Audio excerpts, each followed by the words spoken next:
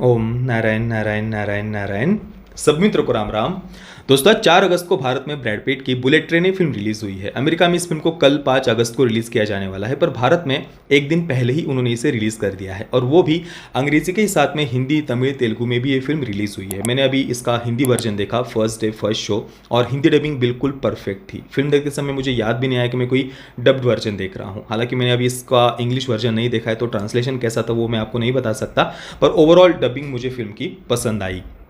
Film के director David Leach है, जो इससे पहले 2014 में आई हुई जॉन विक को डायरेक्ट कर चुके हैं चैड स्टेल्स्की के साथ में। हालांकि उन्हें क्रेडिट नहीं दिया गया था। उसके बाद वे atomic blonde, Deadpool 2, Hobbs and Shaw, इन फिल्मों को डायरेक्ट कर चुके हैं। तो हम ऐसा कह सकते हैं कि अभी तक उन्होंने जिन भी फिल्मों को डायरेक्ट किया है वे सभी की सभी सक्सेसफुल रही है, क्रिटिकली भी और बॉक्स ऑफिस पर भी। हॉब्स एंड शॉ उनकी जो पिछली फिल्म थी उसका हमने रिव्यू किया हुआ है, डेडपुल का भी रिव्यू किया हुआ है।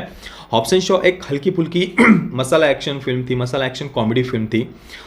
तो बुलेट ट्रेन भी बिल्कुल उसी जॉनरा की है, एक एक्शन कॉमेडी फिल्म ही है, पर इसमें एक स्टेप वे और आगे गए हैं। ये केवल एक सिंपल सी मसाला एक्शन फिल्म नहीं है। हॉब्स एंड शॉ की कहानी काफ़ी प्रिडिक्टेबल थी, सिंपल सी थी, पर बुलेट ट्रेन में जो फिल्म की स्टोरी है वो इसका सबसे बड़ा प्लस पॉइंट है। मतलब एक्शन सीक्वेंसेस तो बहुत ज़्यादा स्टाइलिश और कूल थे ही, पर जो स्टोरी है उसमें कई सारे अलग अलग सब प्लॉट्स है, ढेर सारे।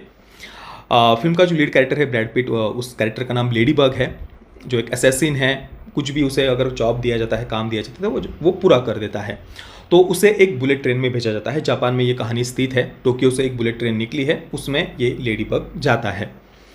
हालांकि किसी और की जगह उसे भेजा जाता है। जिसकी जगह उसे भेजा जाता है ना, वो कैरेक्टर फिल्म के एंडिंग में उन्होंने रिवील किया है, और वो एक सरप्राइज़ था। और उसे देखकर मुझे लगता है कि ये पूरी एक फिल्म सीरीज़ शायद वे बनाने वाले हैं। वो जो एक अलग कैरेक्टर एंडिंग में रिवील किया जाता है, उसकी भी कोई स्पिन ऑफ फिल्म शायद आगे आ सकती है, पर वो एक सरप्राइज़ था, तो वो मैं यहाँ पर रिवील नहीं करूँगा। तो लेडी बग को इस बुलेट ट्रेन में भेजा जाता है एक सिंपल से काम के लिए। एक बैग लेनी है और अगले स्टेशन पर जाकर उतर जाना है। पर इस बुलेट ट्रेन पर चढ़ने के बाद में बहुत कुछ होता है। केवल वही एक नहीं, और भी कई सारे असैसिन्स वहाँ पर होते हैं, जिन्हें अलग अलग काम के लिए अलग अलग लोगों के द्वारा वहाँ पर भेजा गया है। और ये सब के सब किस प्रकार से एक दूसरे से जुड़े हुए हैं, ये हम फिल्म के एंडिंग तक हमें धीरे धीरे हमारे सामने रिवील होता है।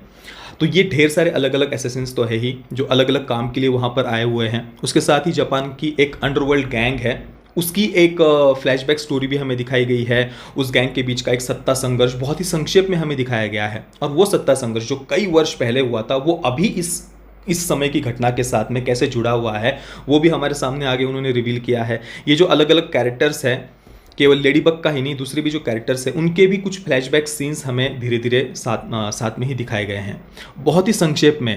पर एक एक कैरेक्टर को उन्होंने बहुत बढ़िया तरीके से डेवलप किया है। भले ही बहुत कम समय उसे दिया गया हो, पर हम उन कैरेक्टर्स को समझ पाते हैं।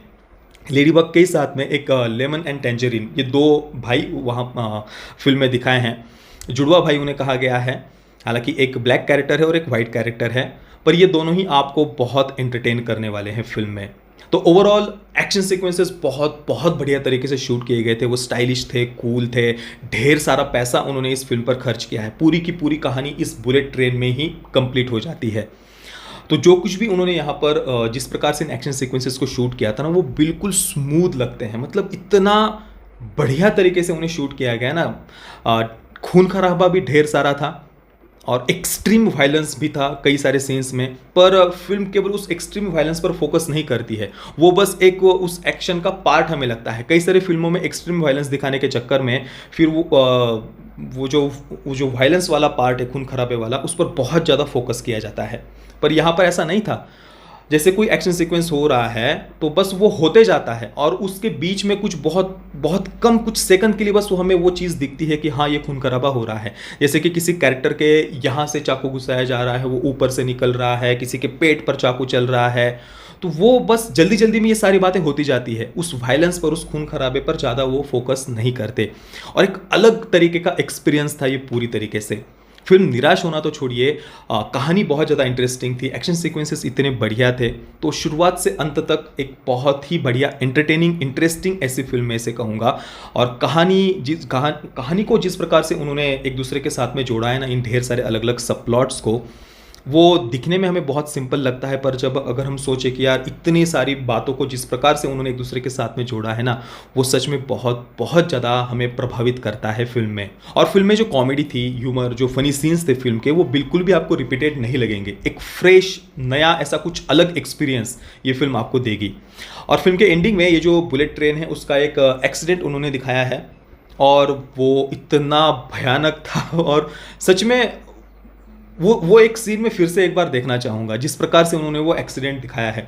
ब्रैड पीट वो एक्सीडेंट होने के बाद में पूरे जैसे एक डब्बे से दूसरे डब्बे में जैसे लहराते हुए उन्हें आते हुए दिखाया है। बहुत कूल लग रहा था वो, जो भी उन्होंने एंडिंग में वो दिखाया है। और वो वर्थ था यहाँ पर खर्चा करना, क्योंकि पूरी की पूरी कहानी ही इस बुलेट ट्रेन में स्थित है।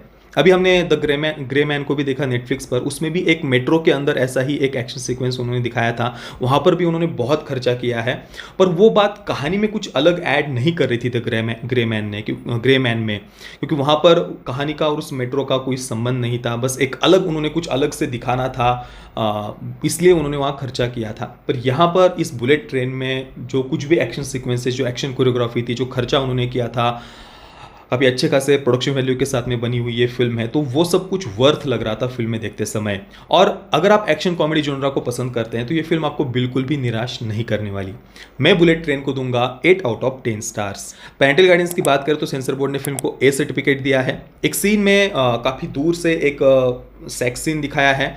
इसके अलावा ढेर सारा वायलेंस है फिल्म में, ढेर सारा खून खराबा है, तो परिवार के साथ में देखने जैसी तो ये फिल्म बिल्कुल भी नहीं है। बाकी दोस्तों, आपने अगर बुलेट ट्रेन को देखा है तो आपका एक्सपीरियंस कैसा रहा, मुझे आप नीचे कमेंट में अवश्य बताना। ये वीडियो देखने के लिए आप सभी मित्रों का बहुत बहुत धन्यवाद। जय श्री राम, वंदे मातरम।